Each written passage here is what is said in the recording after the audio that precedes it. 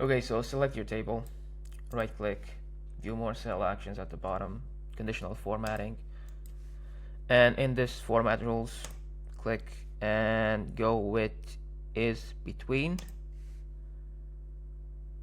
and so we're gonna try and pick a range is between 10 and 100. So 10